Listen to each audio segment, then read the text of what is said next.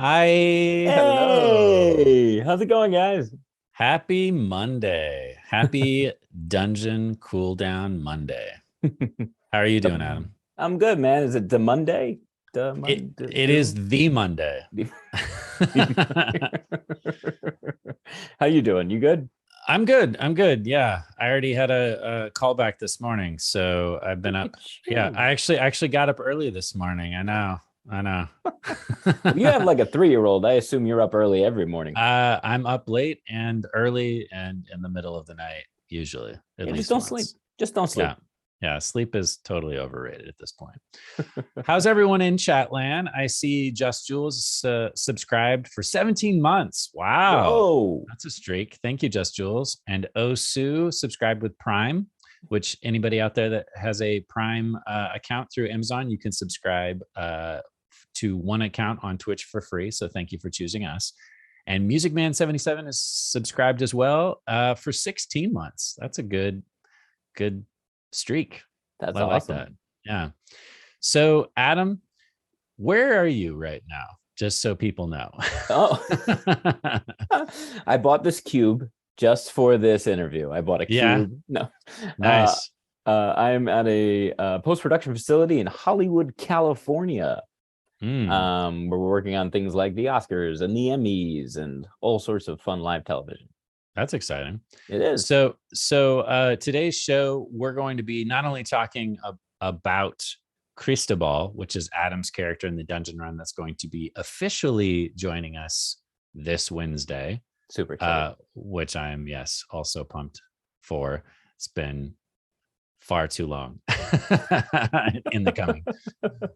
We're also going to be talking about Adam himself and getting to know him as a performer, as a human being, as a avid dog owner. Yes, that last one, really, you should have led with Yes. that last one. Yeah. I mean, I mean, that sums you up. Yeah. Thank you, Goofus McDorkle, for those gift subs. We really appreciate it. The Cool Down Show is our companion show to the Dungeon Run. The Dungeon Run happens every Wednesday. For those of you that are tuning in, you probably already know this, but this Wednesday, we're going to be back in studio for episode 3 at 6 p.m. Pacific. This show is to talk about the Dungeon Run and deep dive into all of the behind the scenes things. So today, my guest is Adam. Adam, tell us a little bit about yourself. Where are you from? What's your background? What are you passionate about? Well, I'm originally from Providence, Rhode Island. So I'm an East Coast boy, but I live in Los Angeles, where I work in live television. I've been an actor professionally for, God, about 17 years now. I started in musical theater. So I toured the country doing everything from 1776 to the Berenstain Bears. I was Papa Bear from the Berenstain Bears. You can laugh at that, but I'll tell you right now, there is Yeah. no one more appreciative of live theater than 3,000 5-year-olds Oh, I believe cheering when it. you do like pratfalls and Yeah. sing your You know song. who appreciates it even more is the parents of the 5-year-olds because you're entertaining their children and tiring them out. Yeah, that's Yeah. exactly it. They're like, please dance more, monkey. Dance, monkey, dance, Yeah. so that my Yeah. kid sleeps on the way home. Yep. Exactly. Uh, but yeah, And Morgan is in chat as well, so he can be responding to any of your questions and comments. We also will see chat. Normally, we're not in chat during the live show, but for the cool down, we are tuned in. We are honed in. happy birthday, Angel Devilson. We just missed it yesterday, huh? That's Yeah. awesome. Yep. So why don't we jump into the questions first? I always love to get those out of the way, and then we can dive into the more of the minutia later. So for those of you out there that don't already know this, if you are our Patreon member, you can ask questions of us that we will answer on the cool down. And so Idaho Judd asks, I have no idea who Adam is, but he's amazing. Says every Num- casting director in Los Angeles. yes. Yeah. That should sound familiar. Right. Number one, what's your history with role-playing games? And he's got a couple of other questions. Let's just jump into that first. So what's your history with RPGs and D&D? Sure. Well, you're actually looking at the history of RPGs and D&D is Jared Kajak. About you can blame me for that. Yeah, I don't know, God, 16 years ago now. Jared and I met in doing theater in Cincinnati, Ohio, and he was like, "Hey, do you game?" And I'm like, "Video board? What do you mean?" And he introduced me to his own version of Dungeons and Dragons. I don't know if y'all know this in chat. Jared has several worlds, systems that he's created on his own, and so he introduced me that way. And I got to play some really fun characters in Nighthaven and Grimstone, which are two of Jared's creations. And from there, I just fell in love with it. I mean, you get to be another person, which is why you're an actor anyway. But you get to live in these worlds and inhabit these people with these powers that you ordinarily wouldn't, have the opportunity to do. And I love to do funny voices, which is all the more reason for me to game. So like I've done everything from, original systems like Jared's to werewolf to vampire to Lovecraft, all of it, because I'm down for anything, man. Yeah.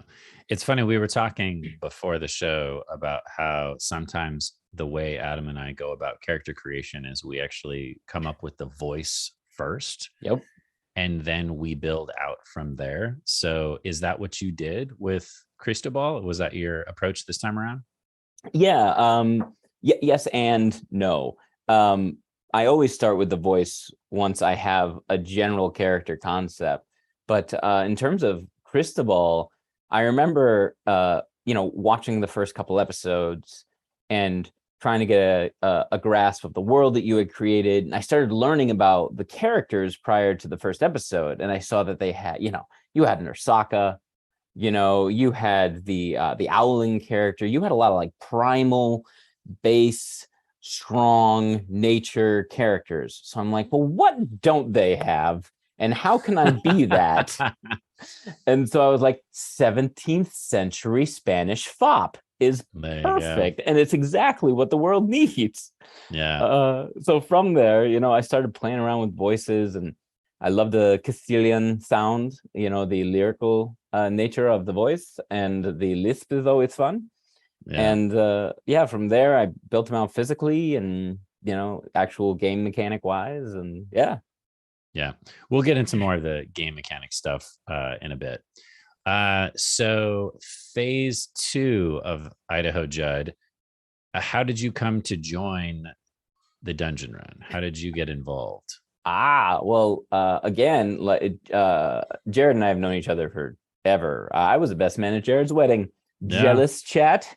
Jealous. Yeah. I gave a great speech. It was amazing. It was an amazing speech. You did. It was actually one of the best speeches I've heard. And I'm not just saying that for like my sake, like as far as speeches go at weddings in general, it was pretty choice. But so I've been, since Jared auditioned, I'd been hearing about the Dungeon Run and up the ups and downs and caffeine and then after caffeine. Mm-hmm. And, I always was supportive because it was such a great experience. And he talked about the community that you guys have developed. And when they approached me and they said, "Hey, look, Katie, is going to be going out on maternity leave. Would you? She might even be having her baby today, right now. Yeah, she's due today. So really, do you guys have a lottery going? You should do a lottery. We should have done boxes. Dang. All right, but no. So so when they told me Katie, when there was a spot opening up, I jumped at it. It's great community, great players, and I was actually the one who got Carrie involved because Carrie needed the team wanted some new blood, and I have done comedy with Carrie for several years, and I was like, Carrie'd be perfect. I mean, she doesn't know anything about Dungeons and Dragons, but you're talking about someone who will say yes to anything. Carrie. Yeah, that's my favorite thing about Carrie is that she'll just jump headlong into things, not knowing anything about it whatsoever. And I respect that coming from someone who like over analyzes and Mhm. sees situations and like, tries to figure it out as much as possible before I make a choice. So Mhm. I love that about Carrie. That's Yeah. one of the things that made me excited to game with her. We have some questions in chat as well. Are you basing or taking inspiration for Cristobal from any person or character? That's from Dasmir. uh, yes. The Disney animated version of Peter Pan, Captain Hook, was my initial Okay. inspiration Okay. for Cristobal. I just saw the flounce, the bright colors, the red, the over the top performance. And then I took that, and because I had found the voice in a no, the Castilians, I looked at Indigo Montoya from The Princess Bride. Sure. Yeah. Sure. And I married all of that with like an Amadeus style fop, only I took it and put it in the Spanish court instead of in uh, uh, Amadeus was that Germany? German, German. yeah, yeah, Yeah. yeah. So yeah, that's kind of Although it's how usually always played by a Brit. So yeah, that's why I always get confused. yeah. Yeah. I mean, maybe the German accent is just not as quirky or funny or Oh, weird are you enough. kidding? The German accent is everything. Yeah. If we could do all sorts of fun things in the dungeon run, we could go and maybe storm the castle. We could go and fight some ice giants up in the north. Whatever you want, it'd be fun. Yeah. Save that voice in case Cristobal gets whacked early on. Oh, Yeah, I've you got can use all that as your sorts of backup. backup characters. I got all sorts of backup voices, baby. Okay. So phase 3 of Idaho Judd. Mm. What's the number one thing you recommend to role players when playing? These are good questions, These Idaho are Judd. great Thank you. questions, Idaho Joe. Yeah. This is going to sound really weird, but hear me out on this. Um, Throw away your concept of making a good character. Like Good as in alignment or good as in like what? What do you mean by good good? as in, well, good as in like my stats are all in the right places. My skills are exactly what I want them to be. I have an idea of what they will eventually become. Because for me personally, I think the best way to create a character is take someone who you want to see in an adventure. And it doesn't matter what they're good at, it doesn't matter what they want to be, but take someone who is coming from a place of needing to grow and change and throw them into a scenario. And it's very easy in a game like D&D to power game, to be like for instance, I'm a It's Blade. tempting. It's Yeah, tempting. I'm a Yeah. Blade Singer Wizard. And any of y'all can go on YouTube and type in, how do I best build a Blade Singer Wizard? And you're going to get some really this is the spell you take. These are Yeah. the cantrips. This is where you put your points. That subclass in particular, there's a lot of people that absolutely love to min max it because Yeah. it can get so crazy powerful so quickly. Right. Yeah. But when I decided to make Cristobal a Blade Singer, Blade Dancer, technically, I also put him in court. He's an intellectual before he's a physical guy, so it didn't Right. make sense. And you guys will see the spells that I did take. There are some, that could be considered typical Blade Singer spells, but there's also a lot that are not, because that's not who he is. Now, will he Right. become that? Maybe. Or, maybe at the end of this, he'll, put down his sword entirely. I don't know. But so you're going on a journey, an extended journey. So make sure that you're with someone and you're playing someone that you want to be with. Yeah, that's a good answer. I definitely see Cristobal challenging bad guys to like a catwalk fashionista, Totally. dance off. Well, it's like he comes from and then I'll look over at Ron and I'll be like, Ron, the stage is yours. But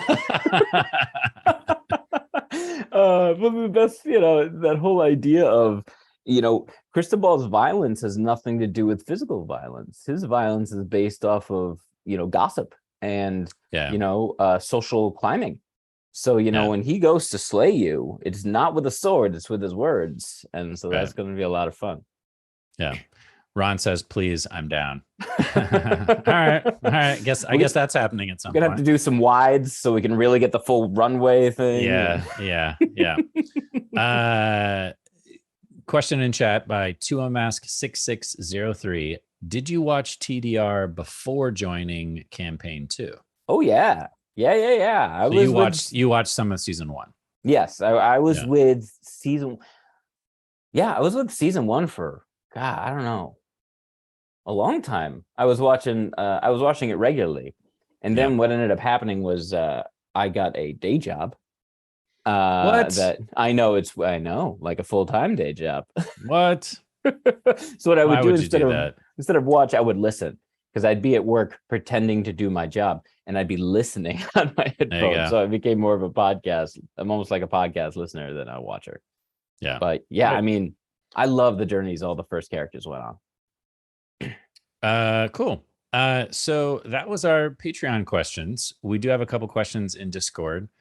Those of you that are watching and listening right now, by all means, post your questions in chat, and we will answer them. Question for Adam. I guess this is from Morgan, because it says it's from the Dungeon Run.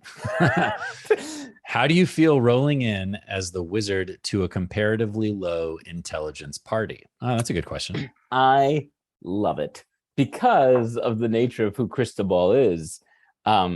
He's very narcissistic and self-important. So he's going to love the fact that he knows all sorts of things that the people to the north don't know. Of course, he doesn't probably know how to set up camp or make his own food. But if there are going to be some history or some arcane rolls, Cristobal is your guy. Yeah. Just don't ask him to start a fire without magic. That's not how he's going to succeed. There you go. Yeah, it'll be interesting to see how he does in the frozen Arctic area that you guys are starting in. Yeah, this is gonna surprise you. Doesn't have a lot of winter garb. Does not. No. None of them do. It was shocking to me that like, you take your basic starting gear, but it was funny to me that even Katie's character, Ursula, she didn't necessarily choose the subspecies of Ursaka, the bear folk, that has protection to cold weather. So she was even freezing, towards the end of the second episode. And then Morgan, I think he just chose Silver Dragonborn because he imagined a silver dragonborn and thought that was cool, or that was the color. Sure. Not even realizing that cold is their breath attack, and therefore they are resistant to cold damage. And if you have resistance to cold damage, then you're actually immune to the effects of cold weather. So he just got real lucky. Rather be lucky than good, baby. Yeah, especially in D&D. And in life. So moving on to the Discord questions. Callison, how do you think Cristobal is going to feel about not having anyone to do his day-to-day stuff? Oh, this is perfect. He's probably never had to clean his own clothes or cook. So how is he going to deal with the loss of a lavish lifestyle? Also, is he the revenge type to try and get back home ASAP and finish the duel, or say he gave it his best and move on? So let's do the first question first. Those are great questions. Yeah. So I will say this about Cristobal, that he does have Unseen Servant as a spell, which should surprise no one. Yeah. Now I don't see Unseen Servant being used to cook his meals. So I think what Cristobal is going to do is a lot of bargaining. He's going to see, for instance, the way Otto is dressed, and he's going to suggest some refinement to his general wardrobe, maybe for a piece of his rations, or he's going to be doing a lot of bargaining, I think, and a lot of borrowing from Peter to pay Paul, at least initially, until he gets his feet under him. Right. Wine and dine, negotiate. That kind exactly. Of thing. I mean, he does. And he also, I think I mentioned it in my session 0. He uses mend all the time. because he wants his clothes to always look pristine. So while Right. he may be like sunburnt with dirt in his hair because they haven't bathed in a week, his clothes are going to look immaculate. Immaculate. That's one of the things that's always been funny to me is in D&D or role playing in general is that these people will adventure around in the same set of clothes that they had since they started. Yeah. And they will be in frozen tundra, they'll go through swamps, they'll get set on fire, like just doused in ooze and blood and gore and all kinds of things. And the only person that ever actually cleans themselves is the wizard, because they have these nice little cantrips that allow them to do it easily.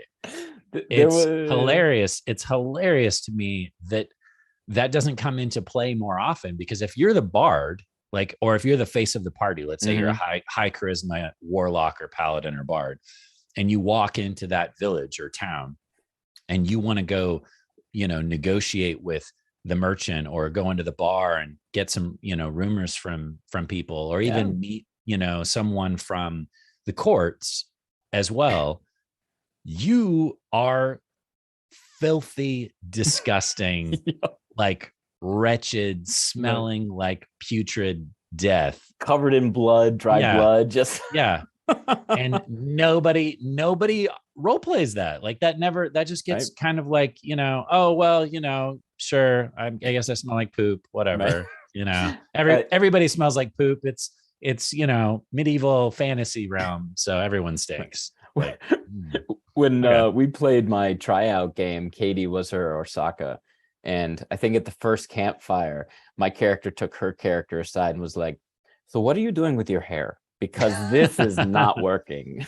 And Katie's like, what do you mean? I'm like, have you never seen yourself in a mirror? And I hold up the mirror, and that was like a 30-minute exchange between the two of us. That's great. Yeah, definitely.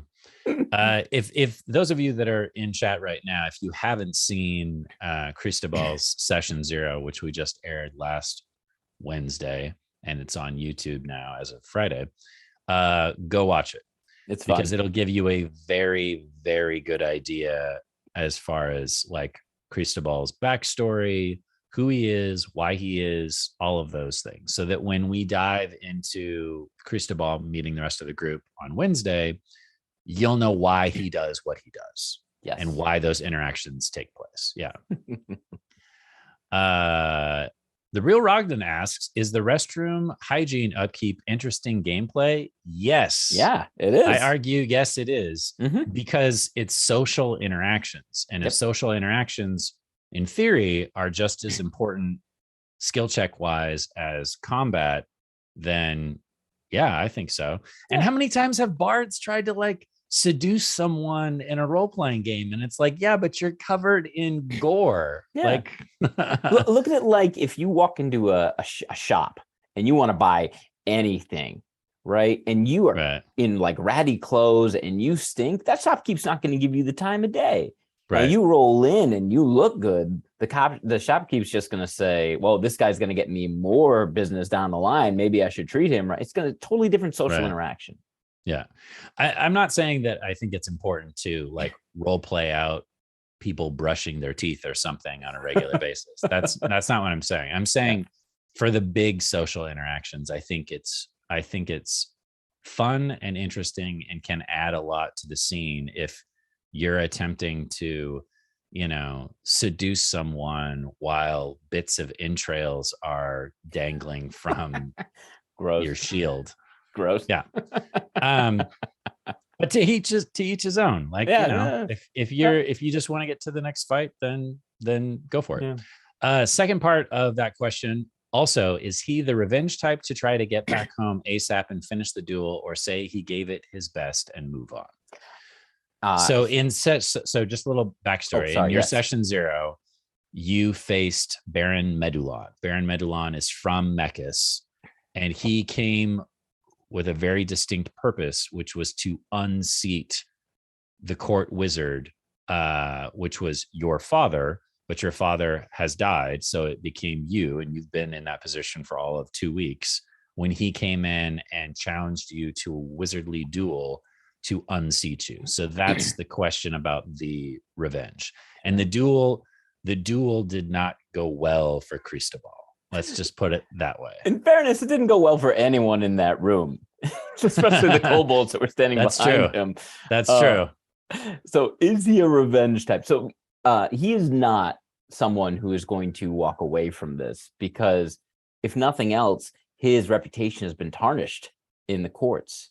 And if he were to he wouldn't be able to show his face again. So he needs to get back there and he needs to handle it. That being said, Cristobal was not prepared for the first duel, and he's still not prepared for any duel. So he, I think, recognizes the fact that he needs to grow, he needs to change, he needs to evolve if he's going to take his place that he feels like he deserves back at the court of the Perrons. Yeah. One of the things that you did that I really liked was, because I didn't give you a lot of time to prepare for the duel in game. One of the things that you did that I liked, which I wasn't necessarily expecting, is you went back home, which is fine. But then you went back home and you were like, I want to go through my dad's stuff to see if he has anything that would help me with this duel. Yeah. And I really liked that choice, because I could see that moment of panic in Cristobal where he's like, wait a minute, this isn't normal. Like, right. It's not normal to get challenged, and it's not normal to get challenged by someone that's already pretty high stature. Totally. Yeah. And he's, again, this is not something, he's not valued magic for this purpose. He never has. The idea of being violent or to cause harm. And, his father, who was always trying to get him to be more studious, would try and bring some of these things to light. Like, look, duels are out there. You're going, you may be at any point in time tasked with doing something that requires like the defense of the Perrons or defense of yourself or your loved ones. And he's just never experienced it. So that all just fell to the wayside. And again, it's not that he has, no ability to do that. But, when stuff actually hit the fan, he's like, oh, right, Dad told me about all this. I hope he's got some stuff in his book. And luckily, of course, I rolled a terrible number and found absolutely nothing helpful. Yeah, I will say this. Everybody rolled bad in their session 0 except for Carrie. Yeah. But I will say this. Out of all of the people that I know, Adam rolls the worst. And it's not even close. Nope. Like Ron rolls the best out of anybody that I know. But Adam is definitely like leagues below most other people. So there have even been times in games where, no joke, Adam will try to find a way to do something that he really wants to do that doesn't involve having to roll to make it happen, because he knows if he has to roll, chances are it's not going to work. Yeah. And, I will, and I let me tell you this, watchers, is like, I will always role play my rolls out. Like, even if it's something that I should be able to accomplish technically because of my background, because of my whatever, I will definitely role play it out. And I will, I just come to expect at this point that it's not going to go well. Like, it's just not going to go well. I'm going to have great ideas. You guys are going to love my ideas. I'll never be able to succeed with them. Yeah. Magic missile is your friend. That's all I have to say. Exactly. Magic missile. Okay, cool. That actually, that makes me think, what is your relationship with your father? Like, was he a really important figure to you? Did you look up to him? Was he nice to you? Was he your mentor? Was he a jerk? Like, sure. What's the backstory there? Because he's only been dead, what, like 2 weeks? 2 weeks. When we met him? Yeah. Yeah. So my father raised me alone. Cristobal. My father raised Cristobal alone, and he purposefully never wanted me to meet my mother, and I never did. And so initially it was just him, and he was a court wizard his entire life. And so initially, when Cristobal was young, he wanted to be just like his father. And so he was as studious as could be, and he was like learning the magic, and he was fascinated by it. But then the trappings of the court just kind of overpowered. Like when all of us were in our teens, we weren't trying to rebel against our parents. I mean, maybe some of us were, but I feel like our interests are just so different, like what we want, what we need, and the times that are changing. And that's when he started to deviate from his father. He still had a good relationship with him, but they just never connected again after a certain point because their interests were so different. They loved each other, but there's something to be said about not being able to relate. I mean, how many people here play D&D, but their parents don't, right?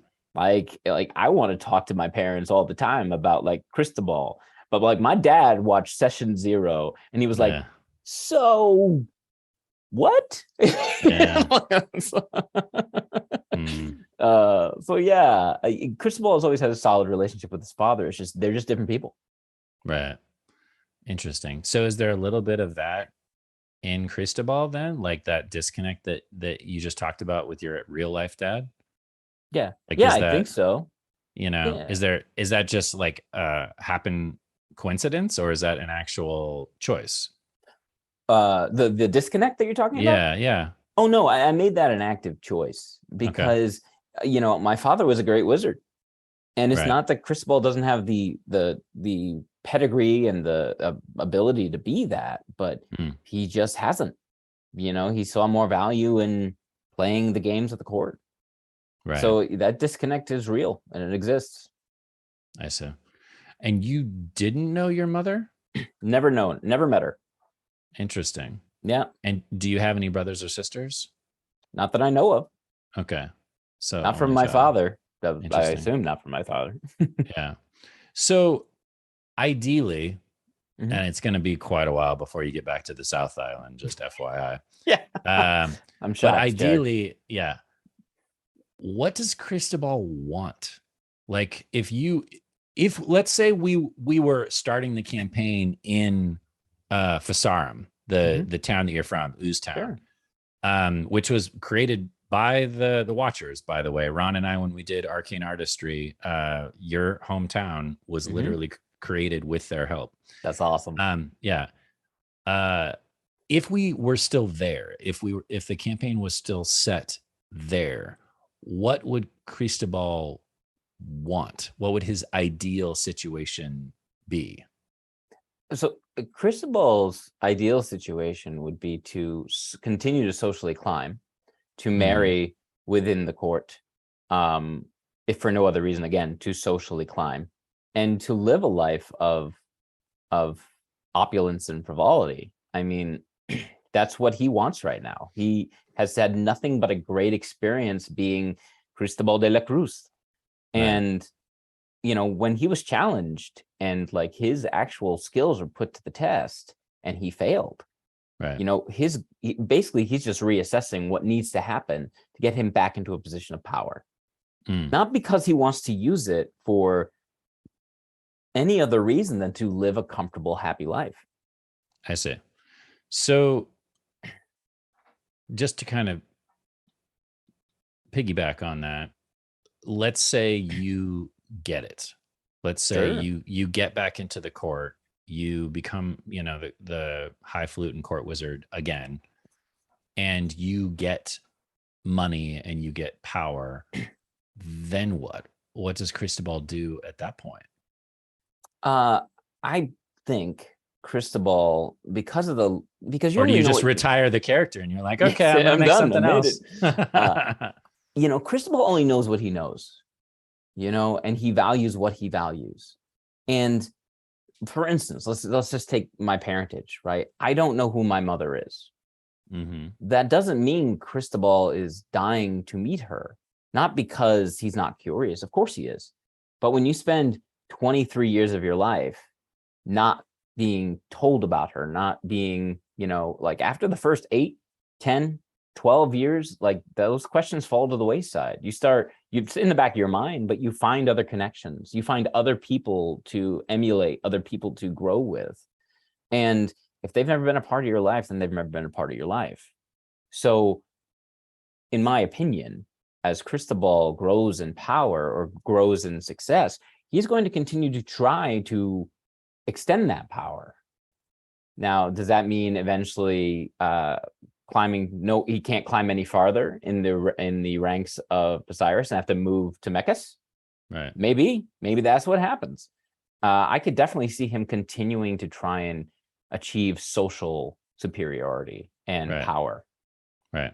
Well, just to give people a little backstory about the town too, is that the nobles, if that's what you want to call them in the towns, the lords and the ladies, they were just really wealthy merchants that one day deemed themselves lords and ladies of the land. So it's a relatively prosperous town because of the imports and exports and the rural backbone of the city.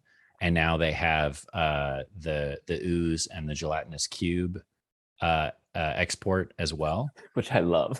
Hey, I mean, it makes perfect sense. It makes perfect sense. It does. Yeah, especially if there's a weird, strange blight that's killing the animals. Right. You know, you got to shift to another commodity. Yeah, and it travels well, and you know, it does what it needs to do.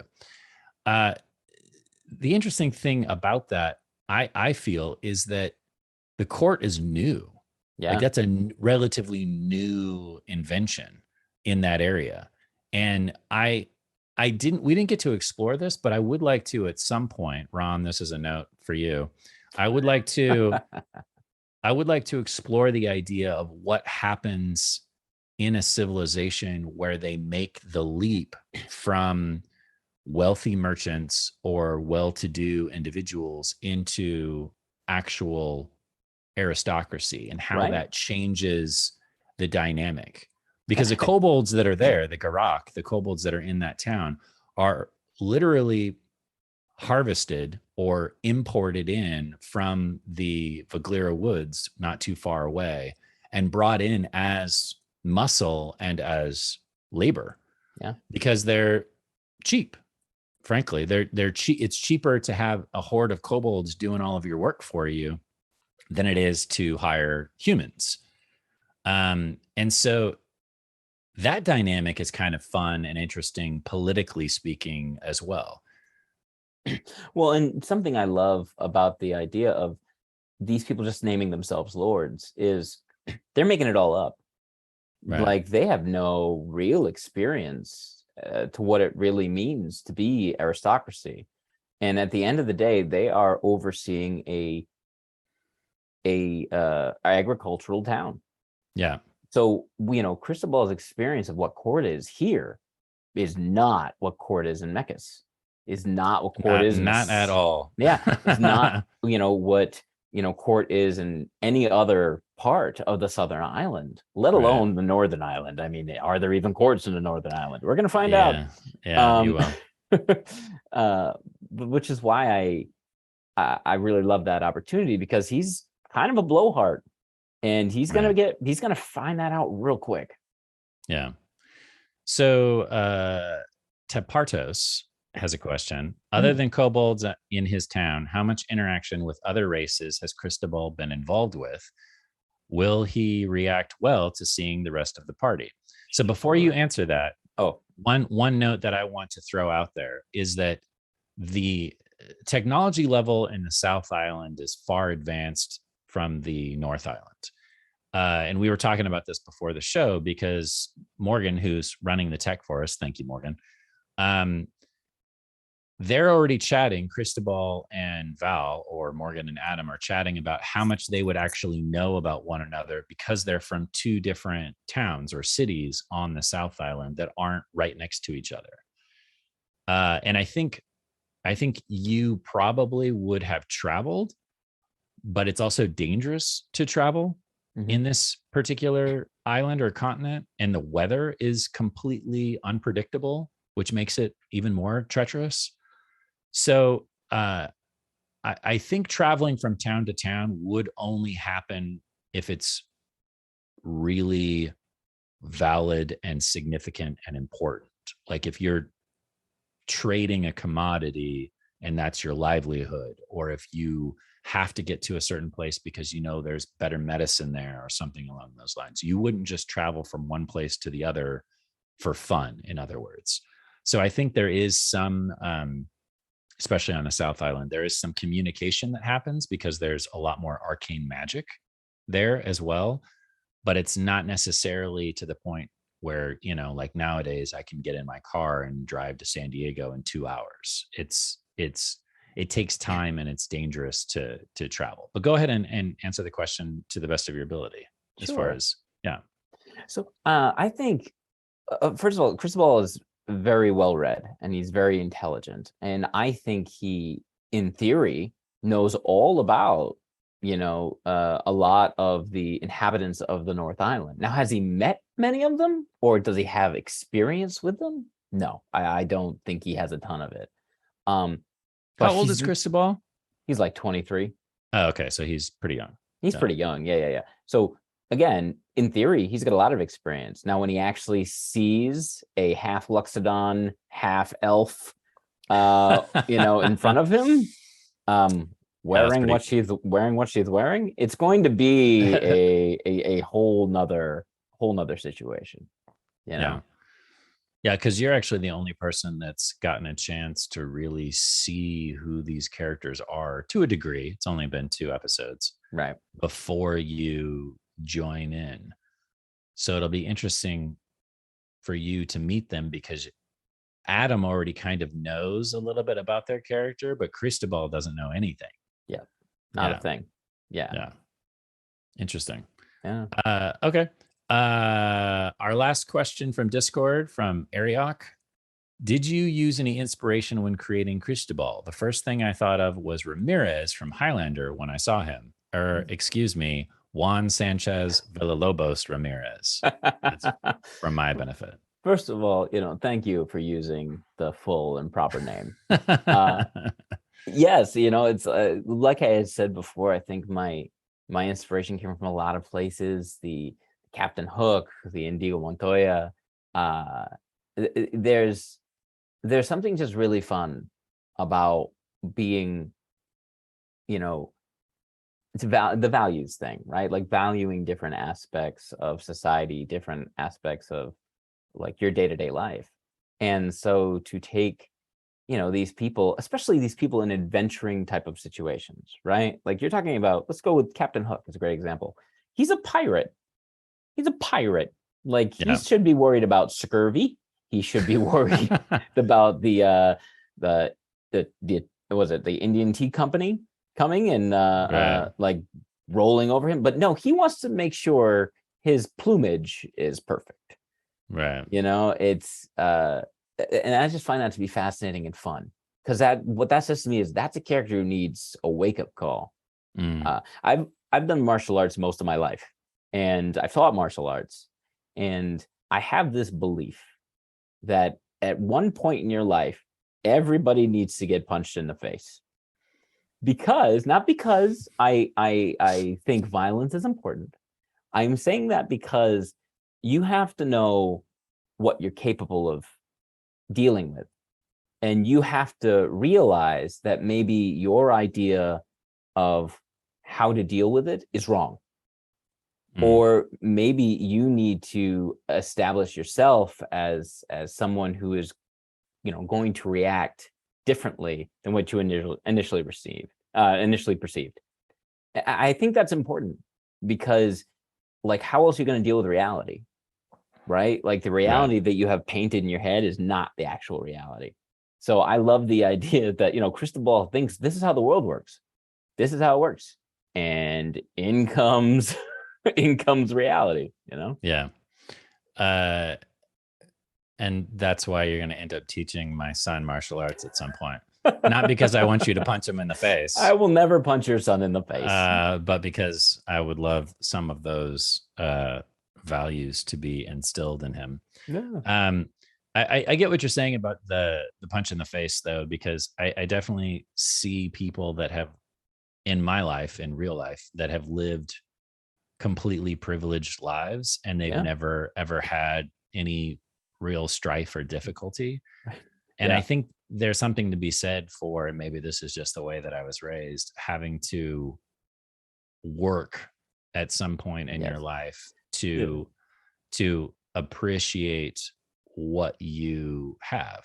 Right. You know? Like, yeah, just Jules in the in the comments right now is like metaphorically punched in the face or real life. I think it's metaphorical because take it for this. Your car breaks down the side of the road, right?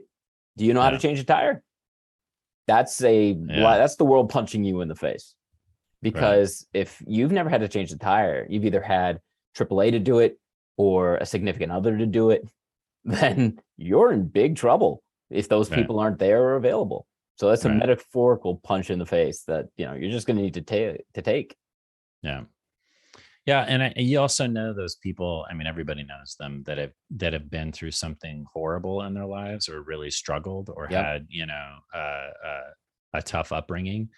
And they're just like happy as can be because they're not there anymore. And, you know, they're happy with the way their life has turned out, even if it's, you know, not easy. You know, you always compare it to what your previous experiences are. And that's one of the reasons why I feel like social media is so dangerous nowadays, because people see these idealized versions. This is when I get on my soapbox. It'll be brief. It'll be brief. You see these idealized versions of other people's lives, and you don't see their real life, what's really going on with them, who they really are. Like if you met them face to face, it wouldn't be the same as their Instagram or their Twitter. And I feel like that's one of the reasons why so many people get bummed out. All right, I'm cutting it off, Ron. I see you in chat. It'll be brief. It was brief. So that'll be interesting to see Cristobal fall from his pedestal then. Is that something that you had planned all along, that you have written into the character? Is that I want to establish this character as so and so and such, knowing that it's going to come crashing down at some point? Yes, definitely. I think every good book I've ever read, and I've read a lot of books, always starts with a character thinking one thing, and then the world or life just slaps them in the face. Yeah. And they have to adapt, and they have to grow, and they have to change. Yeah. And this is just the way I chose for Cristobal to grow and change. Right. It'll be interesting, going back to the person in chat, I forget who, asked about your maybe it was Discord, about your relationship with the other characters, because I feel like some of the other characters, they've already had their horrible thing happen to them, or they've already had their struggle or their strife. Like even Serena's Otto, her Owlin character, is haunted. Like that's her backstory, is that she's haunted, not haunted by like a ghost, but haunted because horrible things have happened to her, or to him, Otto. And so it'll be interesting to see your two characters interact, because Otto will be coming from a place of, I've already had that happen to me and it changed me, and this is where I am now, and this is what I want. And Cristobal is going to be coming from the, I've never had anything horrible happen to me, and now I'm in the frozen Arctic trying to survive with this crazy, weird, funky, motley crew of people. Well, I mean, you know, one of the rules of Hollywood, right, is show it, don't tell it. Like, you know, I want you all to watch him fail. I want you to watch him succeed, grow, you know, and start down one path and then realize, nope, I'm wrong. Come back this way, find some success over here. And like, that's really interesting for me, because Lord knows that I've done that 100 times, 1,000 times throughout my life. So I'm sure everybody has. Like, that's interesting to watch, in my opinion. That's the cool story. Right. So something that Jared has been wanting to ask Adam about his character. You have my number. You could have called me at any time. I know. Is why, and this is only because I know you as a gamer for so long, why human? Why not half elf or kobold or one of the weird new, you know, animus races that Ron and I have created? Why choose, other than just the fact that it's a South Island and there's more humans on the South Island, and you kind of knew that when you were making your character? why choose human, why choose wizard, and why choose spell singer as the subclass? Because you could have gone so many different routes with that intent that you just talked about wanting the pedestal and the, legs getting swept out from underneath you. Sure. A lot of them, the answers to those questions come from the party's makeup. I think it's really interesting to have a bunch of perspectives. And I think those perspectives, can come from everything from like social background to race to all of it. So to see such a diverse group of, creatures affected by the animus and given the ability as, again, primal creatures to attain sentience and therefore, become walking, talking members of society, to take someone like a human who has been that their entire life and their history knows of that. And that's on the basis of which they've based their existence. And then taking that and placing them with a bunch of people who don't even know anything about humans. You know what I mean? They have no experience with humans.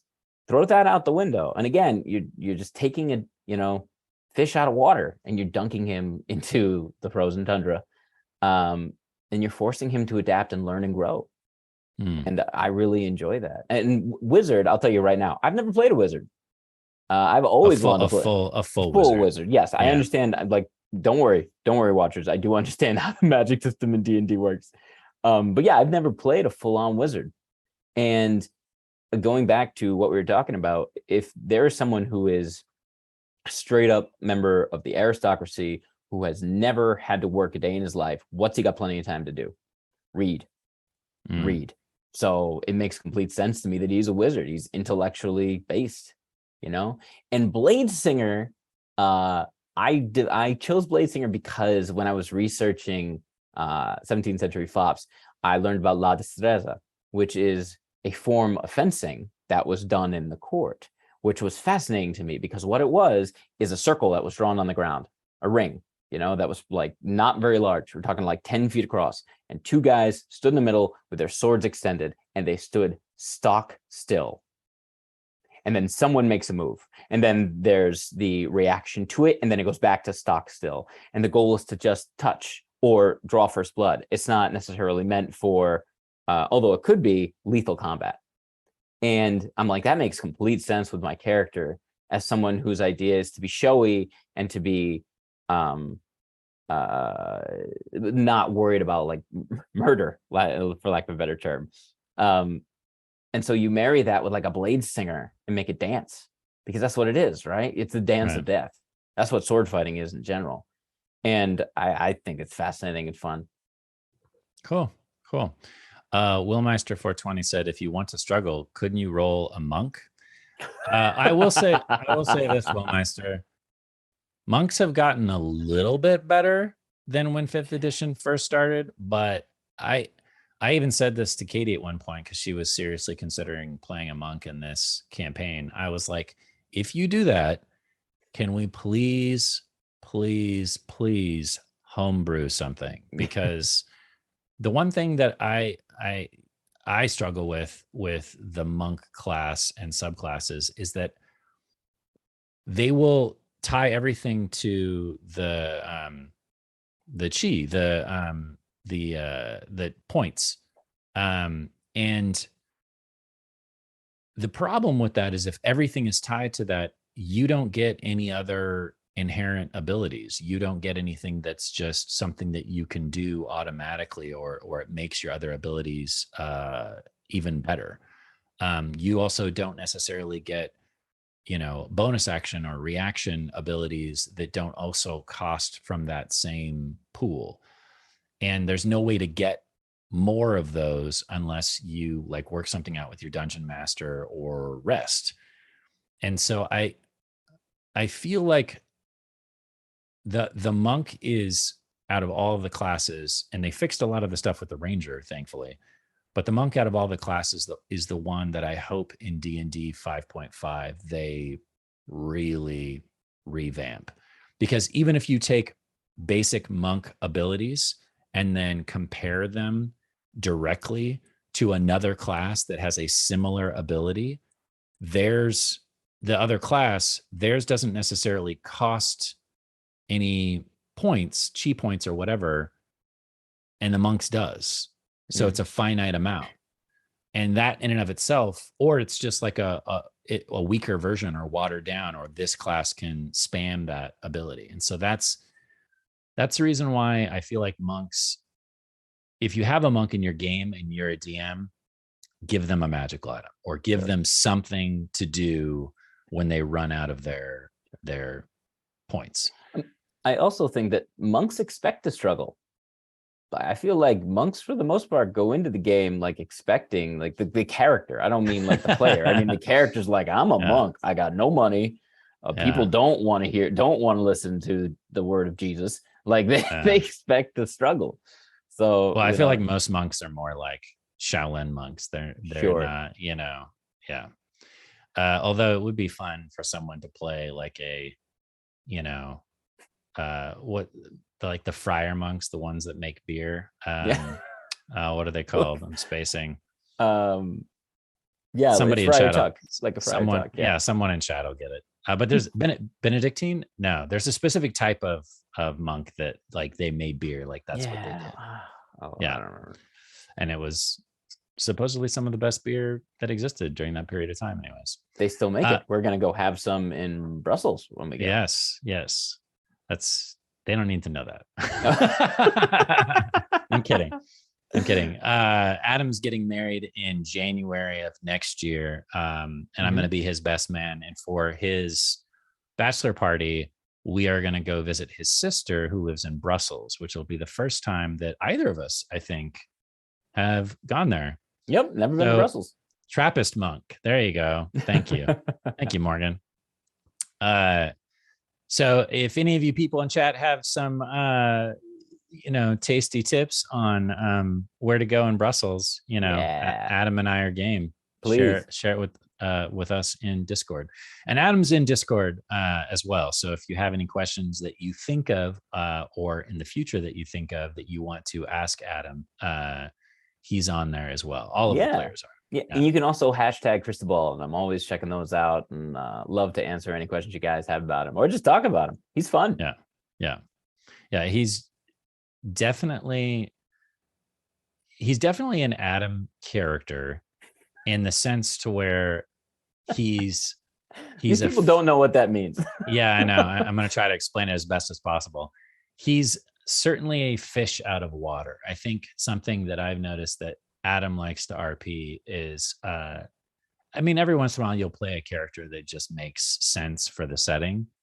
But I do notice that one of the things that you like to do for fun or in role-playing games or in improv is to have that character that doesn't necessarily fit in exactly with either the setting or the rest of the group.